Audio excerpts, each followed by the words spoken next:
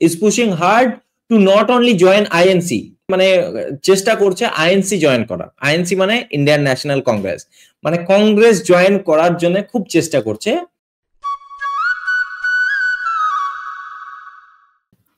এই ভয়ঙ্কর গল্পটা কি? ভয়ঙ্কর গল্পটা হচ্ছে তৃণমূলের মধ্যে যে বড় মানে হাই কমান্ড আছে বা যেগুলো বড় নেতা আছে, বড় নেতা নেত্রী আছে, তাদের মধ্যে এক বিরাট অন্তর্দ্বন্দ্ব চলছে। পুরো পার্টির মধ্যে এক বিরাট অন্তর্দ্বন্দ্ব চলছে। পার্টির যারা বড় নেতা, এমপি, এমএলএ, তারা একে অপরকে সহ্য করতে পারছে না, একে অপরের সঙ্গে চলতে পারছে না। কোনো মুখোমুখি ইয়ে নেই। পুরো পার্টিটা একদম ভাঙার মানে কাগারে উপস্থিত হয়েছে। তো কি ব্যাপারটা হয়েছে আমরা এই ব্যাপারে কথা বলবো। তো ব্যাপারটা হচ্ছে এটাই যে যখন ওই আমাদের কসবা ল কলেজে ওই ধর্ষণের ঘটনা হয়, যেখানে আমরা দেখলাম যে তৃণমূল ছাত্র পরিষদের নেতা ওই মনোজিৎ এবং তার সঙ্গে তার দু সাকরে জাইব আহমেদ এবং প্রমিত মুখোপাধ্যায় এর মধ্যে জড়িত আছে। তো সেই মর্মে কল্যাণ ব্যানার্জি তৃণমূলের সাংসদ এটা বলেছিলেন, বন্ধু যদি বান্ধবীকে রেপ করে বা ধর্ষণ করে তো তাহলে পুলিশ কি করবে, কি নিরাপত্তা দেবে? তো এই জিনিসটা এরকম একটা মিসোজেনিস্টিক কথাবার্তা, নারী বিদ্বেষী কথাবার্তা বা একরকম ধর্ষককে আড়াল করার যে কথাবার্তা, সেটা সমাজ ভালোভাবে নেয়নি। ও সরি, আমি কি এটাকে স্ক্রিন, আমি না কেন এত বারবার স্ক্রিন শেয়ার করতে ভুলে যাচ্ছি কে জানে। উফ, পাগলা হয়ে যাচ্ছি আমি নিজের উপরে। আচ্ছা, তো আমরা দেখেছি এটাই যে সমাজ এটাকে ভালোভাবে নেয়নি, যে এরকম যদি নারী বিদ্বেষী কথাবার্তা বলা হয় বা যদি ধর্ষককে আড়াল করার মতো কথাবার্তা বলা হয়, তাহলে সমাজ সেটাকে ভালোভাবে নেবে না। এর উপর ব্যাকল্যাশ আসা শুরু হয়। সোশ্যাল মিডিয়াতে প্রচন্ড বিরোধ হয় এর বিরুদ্ধে। এমনকি কনভেনশনাল নিউজ মিডিয়া, যারা মেনস্ট্রিম নিউজ মিডিয়া, তাতেও কিন্তু কল্যাণ ব্যানার্জি এবং এছাড়াও মদন মিত্র যে কমেন্ট করেছিল, যদি ওই মহিলা ওখানে না যেত, বন্ধুদেরকে সঙ্গে নিয়ে যেত, ওই ঘটনা ঘটতো না, এবং মহিলার উপরেই দায় বর্তানোর চেষ্টা করছিল এক কথায় মদন মিত্র, যে ধর্ষকদের দোষ নেই, একরকম মহিলারই দোষ, সে কেন ওখানে একা গেছিল, এরকম টাইপের কথাবার্তা বলে মানে দায়টা ওই ধর্ষকদের উপর থেকে ওই মহিলার উপরে দেওয়ার চেষ্টা করছিল। তো এই কথা মানে এরকম কথা দুজন বলেছিল, এক কল্যাণ ব্যানার্জি আর এক ওই মদন মিত্র। তো পার্টি কি করে, পার্টি ওদের এরকম ব্যাকল্যাশ আসতে থাকলে বা এরকম যখন বিরোধ আসতে থাকে সোশ্যাল মিডিয়াতে, যখন ভয়ঙ্কর বিরোধ হয় এই সকল কথাবার্তা তৃণমূল নেতাদের বা বড় নেতাদের, এমএলএ এমপিদের, এরকম কথাবার্তার যখন প্রচন্ড বিরোধ আসতে থাকে, তখন টিএমসি পার্টি কি করে, তখন ওদের ওই স্টেটমেন্ট থেকে নিজেকে সরিয়ে নেয়। ঠিক আছে, নিজেকে সরিয়ে নেয়। এবং আমি সেই টুইট গুলো দেখাচ্ছি, দেখুন, এটা হচ্ছে সর্বভারতীয় তৃণমূলের, আমি এক সেকেন্ড এটাকে ইয়ে করে নি, বাংলাতে ট্রান্সলেট করে নি। তো এখানে তৃণমূল জানায় বা সর্বভারতীয় তৃণমূল কংগ্রেস নিজের টুইটার হ্যান্ডেল থেকে এটা জানায় যে দক্ষিণ কলকাতার এই জঘন্য অপরাধের ব্যাপারে কল্যাণ ব্যানার্জি এবং বিধায়ক মদন মিত্র যে মন্তব্য করা হয়েছে, তারা তাদের ব্যক্তিগত ক্ষমতা থেকে করেছে। দল কোনোভাবেই তাদের বক্তব্য সাপোর্ট করে না, তাদের তীব্র মানে তাদের এরকম স্টেটমেন্টে তীব্র নিন্দা করে এবং তাদের স্টেটমেন্ট থেকে নিজেদেরকে আলাদা করে নেয়। ঠিক আছে, এই জিনিসটা আমরা দেখেছি। তো এই জিনিসটা নিয়েই এই মদন মিত্র এবং এই কল্যাণ ব্যানার্জির এরকম কথাবার্তার পরিপ্রেক্ষিতেই বা এরকম স্টেটমেন্টের পরিপ্রেক্ষিতেই মহুয়া মৈত্র, যে তৃণমূলেরই সাংসদ, সে কি লিখেছে, ভারতে নারী বিদ্বেষ দলীয় সীমানা ছাড়িয়ে যায়। ঠিক আছে, এই টুইট করেন। কোন টুইটের উপর? তৃণমূলের ওই স্ট্যান্ড, যেটা যে টুইটে তৃণমূল কংগ্রেস এটা ক্লিয়ার করে যে মদন মিত্র এবং ওই কল্যাণ ব্যানার্জির ওই স্টেটমেন্টের সঙ্গে আমরা এগ্রি করি না, আমরা পার্টির মতামত ভিন্ন, পার্টি ওদের ওই ব্যক্তিগত মতামত থেকে নিজেদেরকে আলাদা করে নিচ্ছে। ওই টুইটের উপরে কমেন্ট করে বা এক কথায় অ্যান্সার দেয় মহুয়া মৈত্র যে ভারতে নারী বিদ্বেষ দলীয় সীমানা ছাড়িয়ে যায়। মানে বলছে কোনো এক দলই যে নারী বিদ্বেষ করে তা নয়, দলীয় সীমানা ছাড়িয়ে যায়। মানে এখানে নিজের দলের নেতা নেত্রীদের কথাও বলছে। ঠিক আছে, নেতাদের কথা বলছে। মানে মেনলি এখানে কাকে বলতে চাইছে, মানে মদন মিত্র বা ওখানে এই কল্যাণ ব্যানার্জিকেই বলতে চাইছে এক কথায়। কি পার্থক্য করে টিএম এআইটিসি অফিসিয়াল সম্পর্কে? আমরা এই জঘন্য মন্তব্যের তীব্র নিন্দা জানাই, তা সে যাই করুক না কেন। মানে এখানে বলছে এআইটিসি মানে অল ইন্ডিয়া তৃণমূল কংগ্রেস অফিসিয়ালের যে টুইটার হ্যান্ডেল, সেইটার ব্যাপারে বলছে যে তাহলে কি পার্থক্য আমাদের পার্টির বা অন্য পার্টির নেতাদের মধ্যে, এবং এই যে কমেন্ট করেছে সেটা যে পার্টির নেতাই হোক না কেন, যারাই করুক না কেন, তার তীব্র নিন্দা জানায়, এটা টুইট করে মহুয়া মৈত্র। তো মহুয়া মৈত্রর এই কথা শোনার পর কি বলে তৃণমূল সাংসদ কল্যাণ ব্যানার্জি, সেটা আমরা একবার দেখব। সেটা আপনাদেরকে দেখানোর জন্য আমি আবার এটাকে স্ক্রিন শেয়ার করছি, আপনারা দেখুন, ঠিক আছে? আমি স্ক্রিনে অ্যাড করলাম, দেখুন। ও বলেছে তো আমি নারী বিদ্বেষী, তাই তো টুইটটা মহুয়া মৈত্র। আমার প্রথম প্রশ্ন হচ্ছে, উনি 1.5 মাসের হনিমুন করে কি এসে ফিরেছেন ভারতবর্ষে? আর ভারতবর্ষে ফিরে এসেই কি পিছনে লাগা আরম্ভ করে দিয়েছেন? নারী বিদ্বেষী আমি নই, আমি নারীদের জন্য সবচেয়ে বেশি কথা বলি। আর মহুয়া মৈত্র এতটাই নারী বিদ্বেষী যে কৃষ্ণনগর পার্লামেন্টে কোনো মহিলা কর্মী, ভালো নেত্রী যারা, তাদেরকে উঠতে দেয় না। আমি একটি নারী hater, that is Mahua Moitra. I hate her. এসব 2011-র পর ওপেনলি বলছে আমি একটি নারীকে ঘৃণা করি, সেটা হলো মহুয়া মৈত্র, আই হেট হার। এরকম ওপেনলি, এটা ওপেন বিদ্বেষ, এবং এটা কোনো সাজানো ঘটনা। এই এই এই এই মহামানবের, এই যে মহামানব, এই মহান, মানে কি বলবো, অ্যাডভোকেট, এই বিশেষ নেতা, এর তার মুখ দেখে মনে হচ্ছে এ জেনুইনলি হেট করে okay. That is Mahua Moitra, I hate her. দেখতে পাচ্ছেন, ও ওপেনলি এটা বলছে। এসব 2011-র পর এসছে, 2016-তে এমএলএ হয়েছে, তৃণমূল কংগ্রেসের ভালো সময় এমএলএ হয়েছে, এবং তারপর এমপি হয়েছে, এবং এমপিশিপটাকে পুরো ভেঙে খাচ্ছে। এর কাছে আমি নারী বিদ্বেষী শুনতে হবে না। তো তাহলে আমরা মোটামুটি দেখলাম বা শুনলাম যে কি জিনিসটা হয়েছে, কি জিনিসটা ও বলার চেষ্টা করছে, মানে এই কল্যাণ ব্যানার্জি বলার চেষ্টা করছে যে মহুয়া মৈত্র যে জিনিসটা বলছে, সে হচ্ছে যে তৃণমূলের ভালো সময়ে এসছে, এদের পার্টির প্রতি আনুগত্য একরকম ভাবে নেই। এরা পার্টির ভালো সময়ে দিয়ে, পার্টির যখন খারাপ সময় ছিল বা পার্টির যখন উঠতি সময় ছিল, তো এদের তখন কোনো দেখা ছিল না। আজ পার্টির ভালো সময়, বা যে সময়ে পার্টির ভালো সময় ছিল, সেই সময় এই মহুয়া মৈত্র বা তার মতো নেতা নেত্রীরা এই পার্টিতে এসছে। তো ও নিজে এতটা নারী বিদ্বেষী যে ওর নিজের কনস্টিটিউয়েন্সি, মানে মহুয়া মৈত্র যে কনস্টিটিউয়েন্সি কৃষ্ণনগর, সেখানে কোনো ভালো নেত্রীকে সে নাকি উঠতেই যায় না। ভাবুন, এটা কে বলছে? তৃণমূলেরই এক মানে এমপি বলছে। এটা কোনো বিজেপি বলছে না, বিজেপি এই অ্যালিগেশন লাগাচ্ছে না, এই অ্যালিগেশনটা লাগাচ্ছে, অ্যালিগেশন নয়, একটা পার্টির ব্যাপারে যখন পার্টিরই লোক বলবে, মানে আমার পার্টির ব্যাপারে যদি আমি বলি, তো তাহলে সেটা তো অ্যালিগেশন হয়ে যাচ্ছে না, সে তার ফ্যাক্ট বলছে, তার পার্টির ব্যাপারে কি ফ্যাক্ট আছে সেগুলো বলছে। যে মহুয়া মৈত্র এতটাই নারী বিদ্বেষী যে ওখানের কোনো মহিলা নেতাকে সে উঠতেই দেয় না, নেত্রীকে উঠতেই দেয় না। তো আমি নারী বিদ্বেষী নয়, ও হচ্ছে নারী বিদ্বেষী, ঠিক আছে?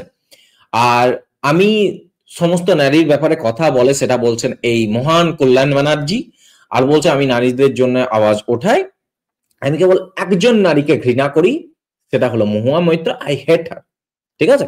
এবং এটা প্রথমবার নয় যে মহুয়া মৈত্রের সঙ্গে কল্যাণ ব্যানার্জির সরাসরি এরকম মানে হচ্ছে, মানে কি বলবো, লড়াই হচ্ছে, প্রকাশ্যে লড়াইটা এসেছে না, এর আগেও এসেছে। তো ব্যাপারটা কি হচ্ছে যে তৃণমূলের মধ্যে যে গোষ্ঠী দ্বন্দ্বের ব্যাপারটা না, যে নিজেদের মধ্যেই যে নিজের লড়াই। কিছুক্ষণ আগে আমরা দেখলাম যে সিউড়িতে এক 2 নম্বর ব্লকের পঞ্চায়েত সমিতির সভাপতি নেত্রীকে তার পার্টির লোকেই মোলেস্ট করছে, তার পার্টির লোকেই তার সঙ্গে শ্লীলতাহানি করছে, ঠিক আছে? আমরা কসবা কাণ্ডে দেখলাম যে তৃণমূলের ছাত্র পরিষদের নেতা সেখানকারই এক নেত্রীকে ধর্ষণ করছে। এই ব্যাপারগুলো না টপ লেভেল অব্দি পৌঁছে গেছে। আপনি ভাবুন যে দুজনেই হচ্ছে এমপি, মানে সাংসদ, তৃণমূলের দুজনেই সাংসদ, কল্যাণ ব্যানার্জিও সাংসদ শ্রীরামপুর থেকে, মহুয়া মৈত্র হচ্ছে কৃষ্ণনগর থেকে। দুজন সাংসদ একে অপরকে সহ্যই করতে পারছে না, এবং পার্টির একটা পার্টির কি একটা মোরালিটি থাকে, একটা শিষ্টাচার থাকে, যে এই রকম জিনিস তোমরা পার্টির ভিতরের কথা বাইরে প্রকাশ্যে বলতে পারবে না। কিন্তু ভাবুন যে এই শিষ্টাচার বা পার্টির শৃঙ্খলা কোন জায়গায় পৌঁছেছে, যে ভেঙে গেছে, যে একজন পার্টির সাংসদ অপরজন পার্টির সংসদের ব্যাপারে প্রকাশ্যে এরকম অ্যালিগেশন লাগাচ্ছে। এর আগে আমরা দেখেছি যে এই কল্যাণ ব্যানার্জি কার ব্যাপারে, ওই মদন মিত্রর ব্যাপারে প্রকাশ্যে এরকম কথাবার্তা বলেছে, সেটাও দেখেছি। কিন্তু মহুয়া মৈত্রর সঙ্গে এই কল্যাণ ব্যানার্জির এই যে লড়াইটা না, সেটা কিন্তু এবার আস্তে আস্তে গভীর হয়ে যাচ্ছে, গভীর থেকে গভীরতর হয়ে যাচ্ছে। এবার জিনিসটা আর পার্টির ভিতরের অন্দরমহলের খবর নেই, এটা একদম প্রকাশ্যে চলে আসছে। তো এই যে ব্যাপারটা চলছে, এতে কি হচ্ছে, তৃণমূলের মধ্যে একটা বিরাট ভাঙনের তৈরি হয়েছে।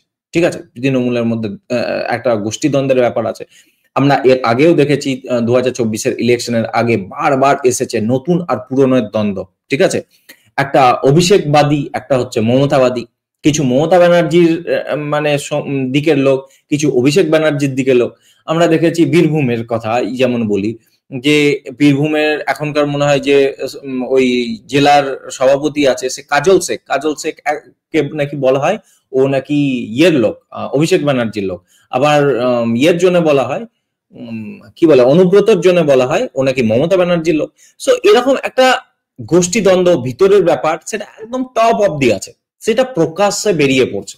ঠিক আছে, প্রকাশ্যে ফুটে উঠছে এই সমস্ত উক্তি, এই সমস্ত নেতাদের ওপেন ফাইটের মধ্যে। ঠিক আছে, এটা আমরা দেখতে পাচ্ছি।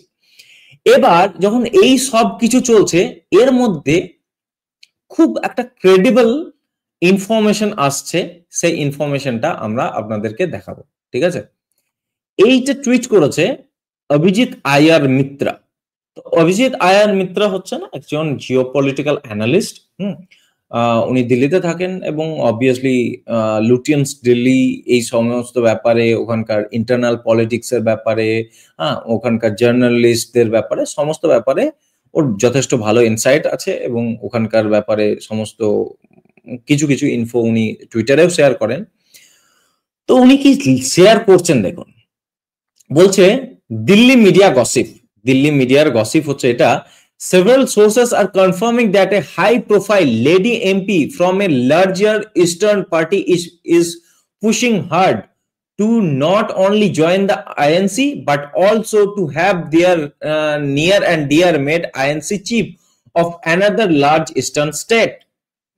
মানে কি, several মানে একাধিক সোর্সেস, এটা একাধিক সোর্সেস থেকে এই খবর আসছে যে একটা হাই প্রোফাইল মহিলা এমপি, মহিলা সাংসদ from a large eastern party, large eastern party মানে পূর্বের দিকের যে রাজ্য, সেখানকার এক বড় পার্টির হাই প্রোফাইল মহিলা এমপি। ইস্টার্ন মানে ইস্টার্ন ইন্ডিয়ার সব থেকে বড় পার্টি হচ্ছে টিএমসি, রিজিয়নাল পার্টির মধ্যে। ইস্টার্ন ইন্ডিয়ার সব থেকে বড় রিজিয়নাল পার্টি এই মুহূর্তে তৃণমূল কংগ্রেস। তার একটা হাই প্রোফাইল মহিলা এমপি হচ্ছে কে, মহুয়া মৈত্র। মানে আমরা অনুমান করছি, প্রথম কথা এটা যে আমি বলে রাখি, এই জিনিসটা আমরা পুরোপুরি অনুমান করছি। আচ্ছা, is pushing hard to not only join INC, মানে পুশ করছে, মানে চেষ্টা করছে আইএনসি জয়েন করার। আইএনসি মানে ইন্ডিয়ান ন্যাশনাল কংগ্রেস, মানে কংগ্রেস জয়েন করার জন্য খুব চেষ্টা করছে, but also to have their near and dear made INC chief of another large eastern state। শুধুমাত্র তৃণমূল মানে ইন্ডিয়ান ন্যাশনাল কংগ্রেস মানে কংগ্রেস জয়েন করারই চেষ্টা করছে না, তাদের যারা কাছের মানুষ আছে, সেই যাদের খুব কাছের মানুষ আছে, তাদের মাধ্যমে ওই স্টেটের মানে অন্য একটা স্টেটের আইএনসি মানে ইন্ডিয়ান ন্যাশনাল কংগ্রেসের চিফ হওয়ার জন্যও পুশ করাচ্ছে।